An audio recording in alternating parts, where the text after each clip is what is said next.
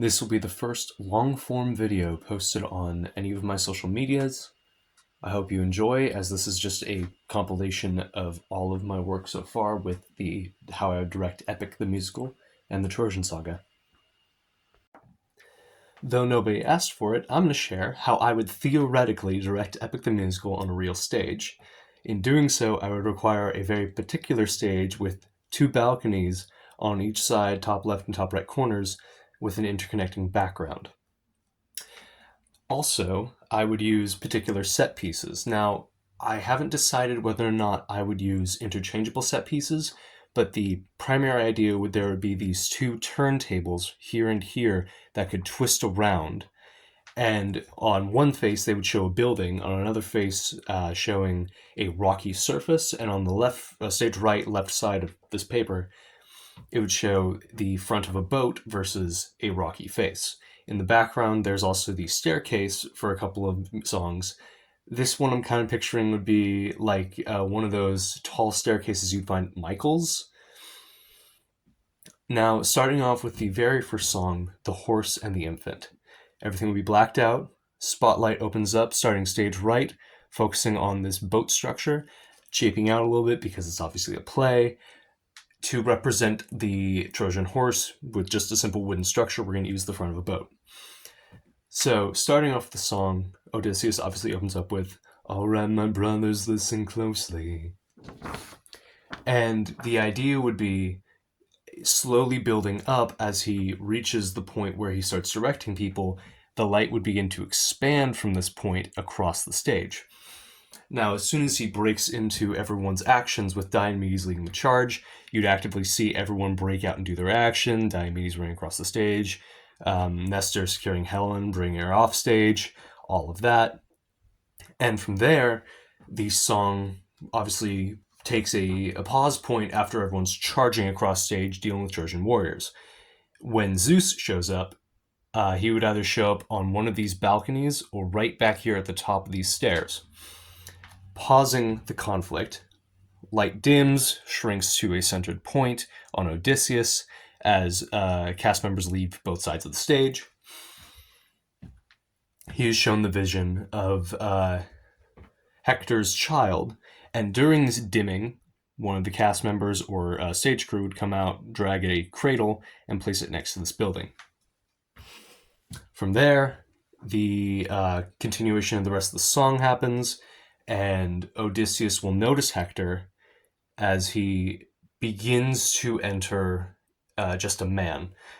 So they will have Zeus and Odysseus will have their back and forth here and here, and then lights dim, we move into just a man. Welcome back to how I would theoretically direct Epic the Musical on a real stage. We ended last video talking about the horse and the infant. We're going to move on to just a man. So when we wrapped up, Odysseus and Zeus were having their back and forth. From there, you could take it one of two ways. You could either just jump immediately into just a man, or have the lights dim, and either go full blackout or just dim, and then move into the song. Moving into the actual song itself, Odysseus will, from center stage, go to stage left and approach the cradle holding the fake baby.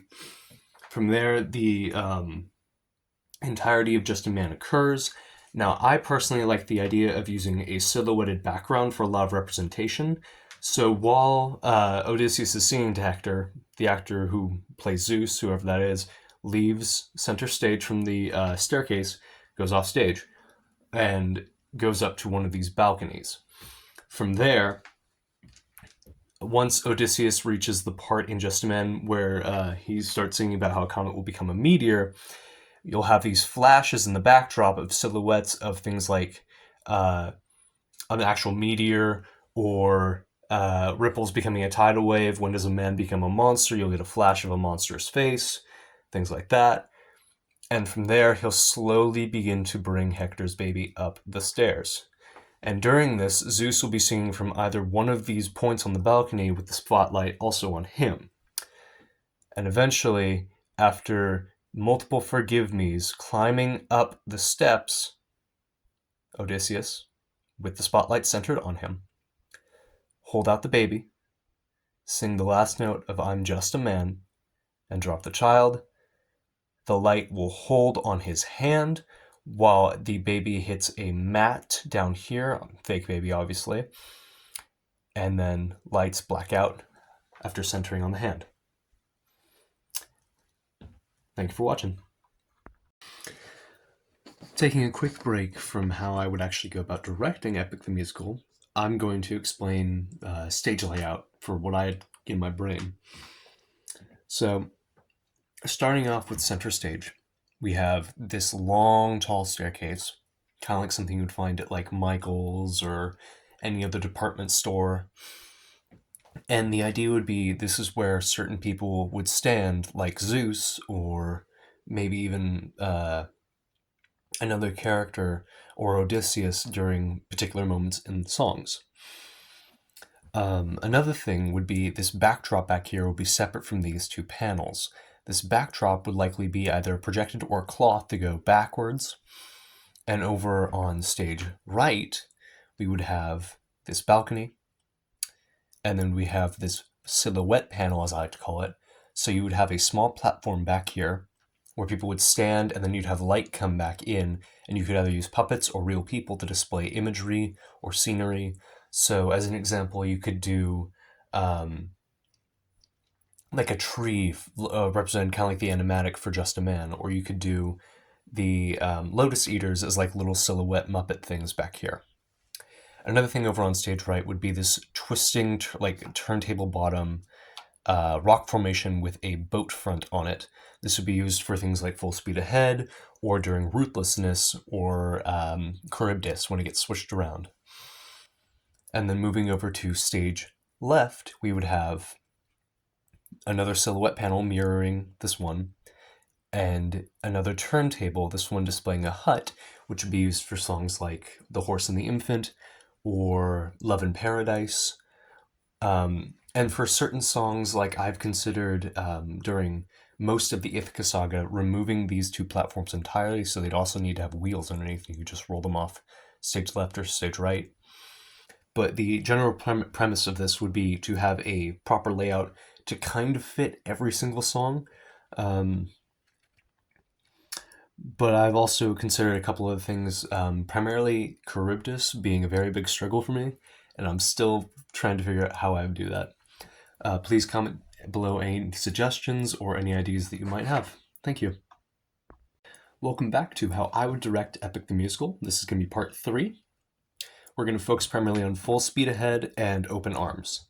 So, due to Full Speed Ahead being more of what I call a story progression song, it's going to be less important and less visually interesting. While its motif is used a lot later on for things like Dangerous, I feel it's not important as a song. It's good to progress the story, though. So primarily for Full Speed Ahead, this stage left panel will be twisted around for a rock formation, while we primarily focus on this boat piece and the crew standing across center stage. You'd have Odysseus at probably around the middle over here, Eurylochus, Polites, they'd all be introduced, and it would just kind of progress until they reach the island of the Lotus Eaters. Once we get to Open Arms, this panel will twist as well, and so you'd have both rock formations. The backdrop would become more of like a jungly area, much like a lot of the animatics. And so for Open Arms, being a song that's really painful for a lot of people, want to make it special. You have Polites being very jovial. You have a lot of really interesting imagery of the silhouettes with the pain Odysseus feels, as well as the good that Polites is trying to show him about the world. Once the Lotus Eaters arrive, you could either have one of 3 ways. You could have just a bunch of people in costumes moving around stage. You could also use silhouettes entirely, or you could use a combination of both, is my thought process. And during this whole bit, you'll have the Lotus Eaters talking to Odysseus and Polites. Some will come around and hand Polites different fruits and vegetables, including lotuses. And by the end, all Polites will have is an apple.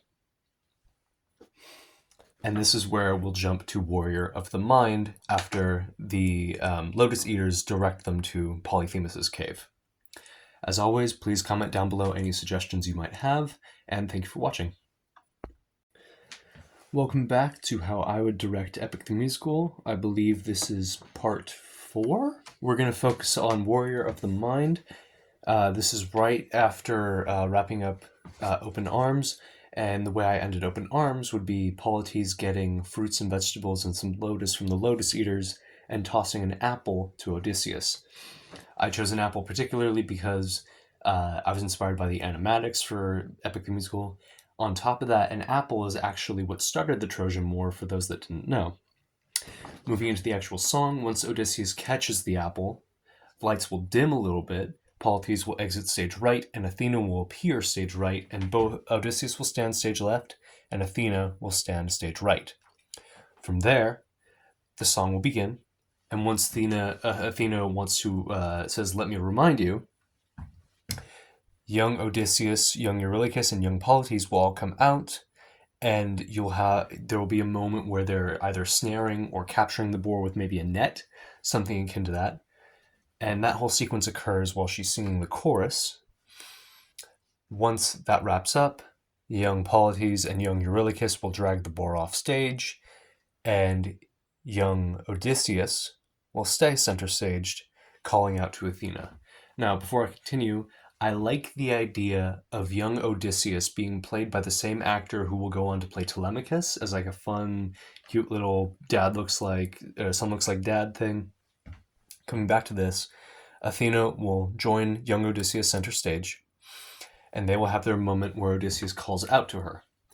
And they have their little exchange, and once the two of them are done singing the chorus, young Odysseus will exit stage left, and older Odysseus will come to stage center where they meet.